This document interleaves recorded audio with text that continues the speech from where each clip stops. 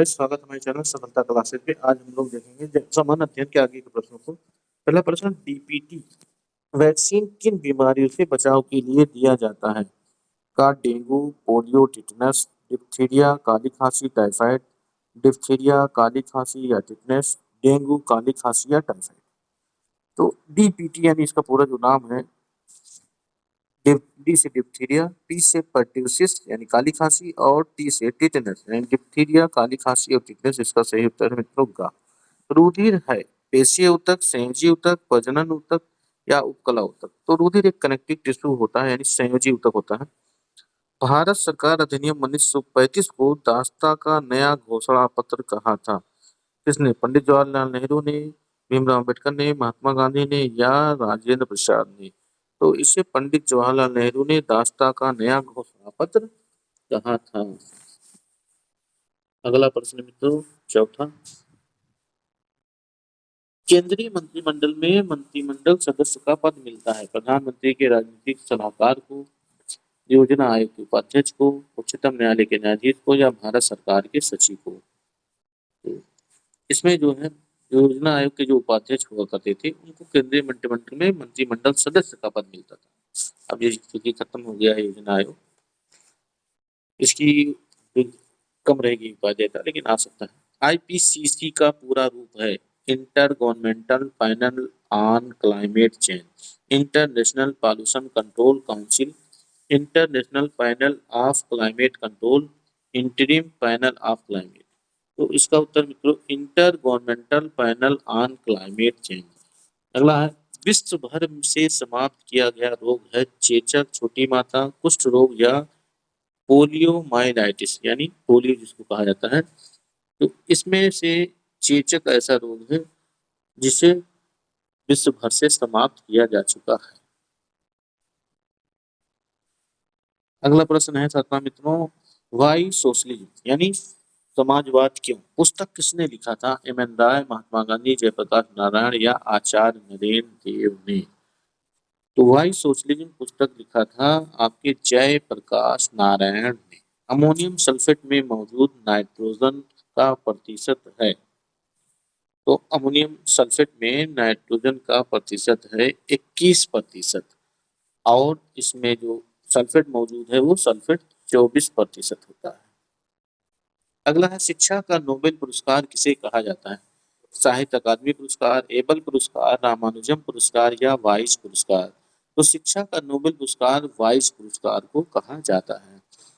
कौन राजनीतिज्ञ नहीं थे? जयललिता, एच एन बहुगुणा, आई के गुजराल या एस एल बहुगुणा? तो इसमें से एस एल बहुगुणा यानी सुंदरलाल बहुगुणा राजनीति नहीं, समाजवादी व्यक्ति थे, सोशल वर्कर थे और सभी राजनीतिक थे। निम्न भूमि प्रयोगों में कौन सा विषय आर्थिक क्षेत्र तक सीमित है? मुक्त व्यापार केंद्र, शैक्षिक संस्थान, सूचना प्रौद्योगिकी या विपणन केंद्र? तो इसमें से जो मुक्त व्यापार केंद्र है, फ्री ट्रेड एरियाज जो होते हैं, वो विशेष आर्थिक क्षेत्र तक सीमित होते हैं। अगला प्रश्न है तो भारत छोड़ो आंदोलन। भारत छोड़ो आंदोलन के समय वायसराय कौन थे? Lord Wavell, Lord Mountbatten, Lord Irwin या लॉर्ड लिनलिथगो? तो भारत छोड़ो आंदोलन हुआ था 1942 में और उस समय लॉर्ड लिनलिथगो थे आपके वायसराय। मौखिक गर्भ निरोधक के रूप में प्रयुक्त हार्मोन है? प्रोजेस्टेरॉन, एल्डोस्टेरोन, कॉर्टिसोन या टेस्टोस्टेरोन? तो इसमें से जो प्रोजेस्टेरॉन है वो मौखिक गर्भ निरोधक के रूप में प्रयुक्त हार्मोन है। सही मिलान है मत्स्य, मंड व विटामिन। मांसल आहार में कैल्शियम और प्रोटीन होता है। अंड पीतक में प्रोटीन व वसा होता है। दूध में रेशा और खनिज होता है। तो देखिए इसमें से और सभी गलत है, केवल अंड पीतक में प्रोटीन और वसा पाए जाते हैं और सब में एक गलतियां हैं। अंड पीतक सही होगा। बहिर्मुखता सिद्धांत अर्थशास्त्र की किस शाखा का मूल सिद्धांत है? तो बहिर्मुखता यानी जिसे एक्सटर्नैलिटी थ्योरी कहते हैं वो अर्थशास्त्र की किस शाखा का है? तो सिद्धांत मूल सिद्धांत है अंतरराष्ट्रीय अर्थशास्त्र का, समष्टि अर्थशास्त्र का, राजकोषीय अर्थशास्त्र का या इन्वायरोनॉमिक्स का? तो इसका सही उत्तर मित्रों इन्वायरोनॉमिक्स का है।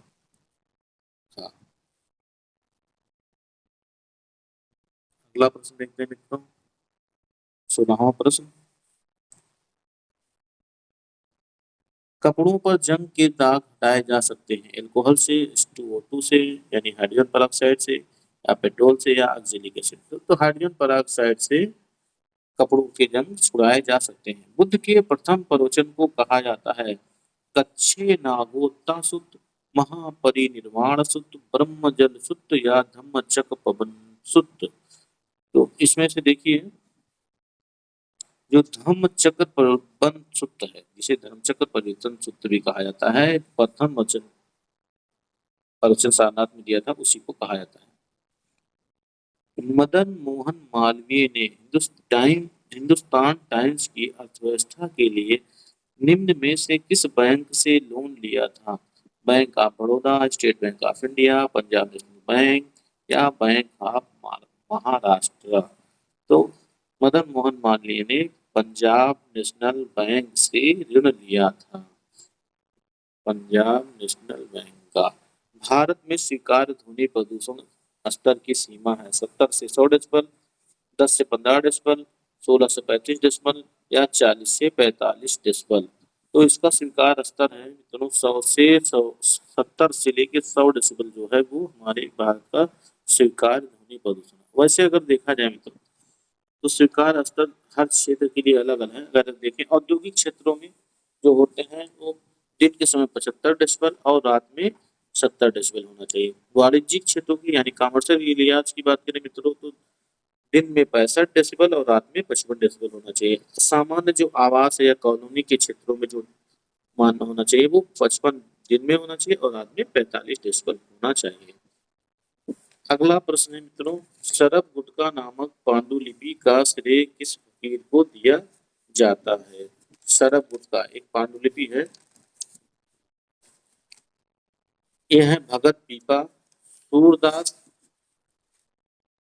या भगत त्रिलोचन, या भगत नामदेव। तो शरभ गुटका नामक पांडुलिपि जो है वो भगत पीपा इनको श्रेय दिया जाता है। 1857 के भगत पीपा 1857 के विद्रोह के समय भारत का गवर्नर जनरल कौन था? लॉर्ड डलहौजी, चार्ल्स मेटकाफ, या लॉर्ड कैनिंग, या लॉर्ड एल्गिन। तो 1857 का जब विद्रोह हुआ था उस समय लॉर्ड कैनिंग भारत के गवर्नर जनरल थे। ये अंतिम गवर्नर जनरल भी थे और प्रथम वायसराय भी बनाए गए थे। चुनाव आयोग को 3 सदस्यीय बनाने की संस्तुति की थी का? तारकुंडे समिति ने, अशोक मेहता समिति ने, बलवंत राय मेहता समिति ने, या जीवन रेड्डी समिति ने। तो चुनाव आयोग को 3 सदस्यीय बनाने की प्रस्तुति जो की थी वो तारकुंडे समिति ने किया था। एशिया की सबसे लंबी नदी है गंगा नदी, यांगत्जे नदी, ब्रह्मपुत्र नदी, या मेकांग नदी। तो यांगत्जे नदी जो चीन में बहती है यह एशिया की सबसे लंबी नदी है, यांगत्जे नदी। अगला है 24वां प्रश्न,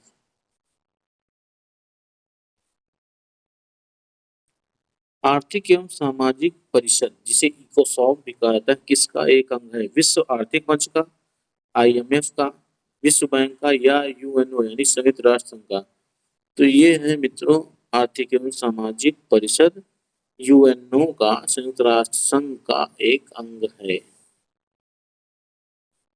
अगला है न्यूनतम समर्थन मूल्य तय करता है यानी MSP कृषि मंत्रालय, आर्थिक मामलों पर कैबिनेट समिति, कृषि लागत या मूल्य आयोग, या सरकार द्वारा गठित समिति द्वारा। तो इसमें से कृषि लागत एवं मूल्य आयोग द्वारा न्यूनतम समर्थन मूल्य निर्धारित किया जाता है। AXEMU यानी axiom extra vehicle mobility unit किस अंतरिक्ष एजेंसी के लिए एक नव विकसित स्पेस सूट है? का इसरो का, नासा का, यूरोपीय अंतरिक्ष एजेंसी का, इसरो और नासा दोनों का संयुक्त रूप से। तो इसका उत्तर है मित्रों नासा का ये स्पेस सूट है नौ विकसित। LVM3 नासा LVM3 किस देश का सबसे बड़ा रॉकेट है? तो ये भारत का सबसे बड़ा जो रॉकेट है वो है LVM3। अगला है मित्रों उदयपुर। उदयपुर वन्य जीव अभ्यारण्य किस राज्य में स्थित है? बिहार, राजस्थान, गुजरात एवं छत्तीसगढ़। तो उदयपुर नाम से पता चलता है राजस्थान, लेकिन ये है बिहार के चंपारण जिले में, पश्चिमी चंपारण जिले में स्थित है उदयपुर वन्य जीव अभयारण्य। भारत का ऊपरी सदन कहलाता है राज्यसभा, लोकसभा, विधानसभा या विधान परिषद। तो भारत का जो ऊपरी सदन है वो है राज्यसभा। इसका 6 साल का कार्यकाल होता है, उसमें देश कभी भंग नहीं होती है। ध्वनि एवं ध्वनि तरंगों का अध्ययन कहलाता है यांत्रिक, तकनीकी, ध्वनिकी या ध्वनि तरंगे। तो ध्वनिकी जो है ये इसका उत्तर होगा, ध्वनि एवं ध्वनि तरंगों का अध्ययन कहलाता है ध्वनिकी। अरब सागर की रानी किसे कहा जाता है? मुंबई, अंडमान, कोचीन या गोवा को? तो अरब सागर की रानी कोचीन को कहा जाता है।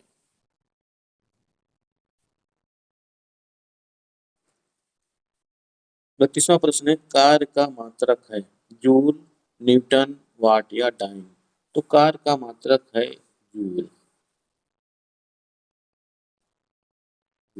प्रकाश वर्ष इकाई है दूरी की, समय की, प्रकाश तीव्रता की या द्रव्यमान की? तो प्रकाश वर्ष जो है आकाशीय पिंडों की दूरियां नापने के लिए प्रयोग किया जाता है, तो ये दूरी की इकाई है। एम्पियर मात्रक है प्रकाश तीव्रता का, विद्युत आवेश का, विद्युत धारा का या चुंबकीय क्षेत्र का?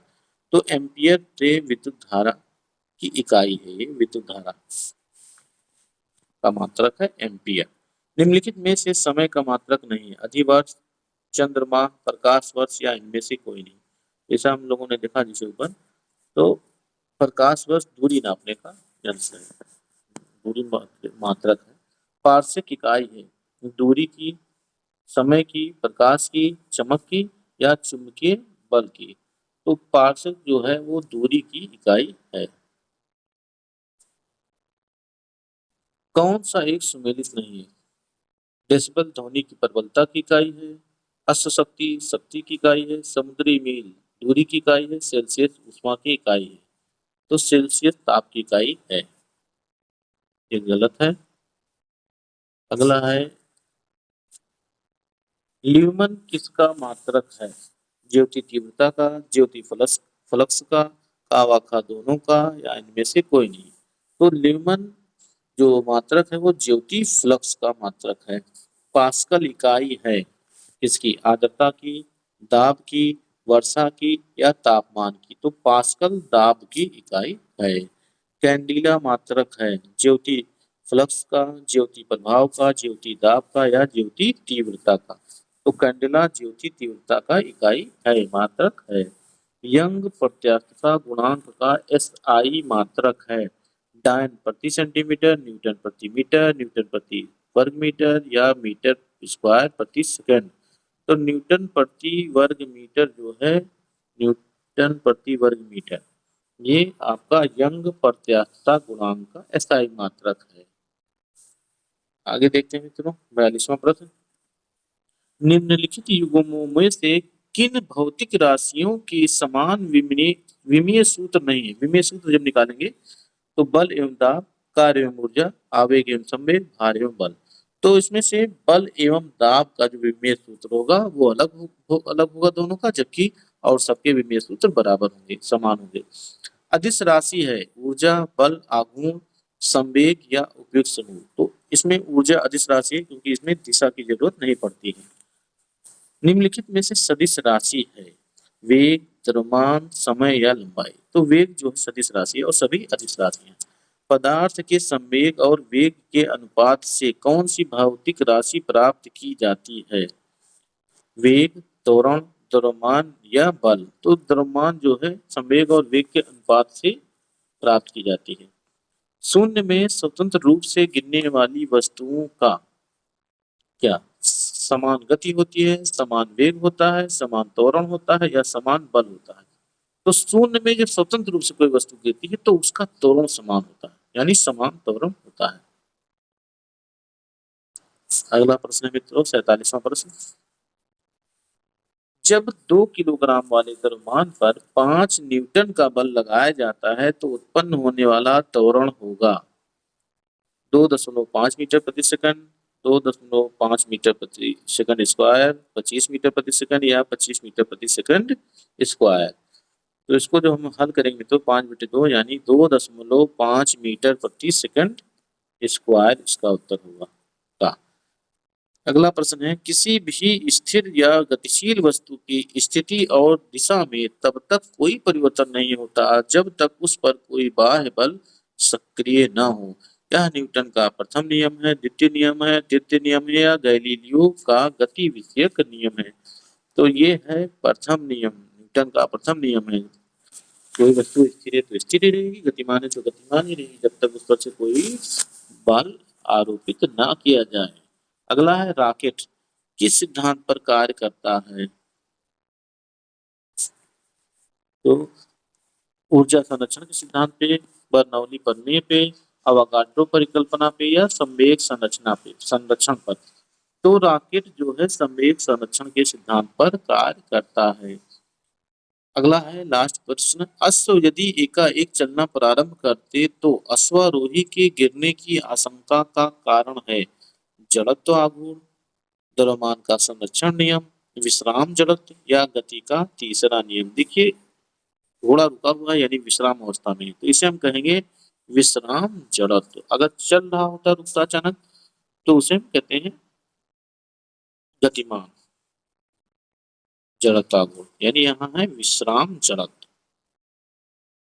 Inertia of rest, inertia of movement. आज इतना मित्रों, फिर मिलते हैं अगली वीडियो में। धन्यवाद।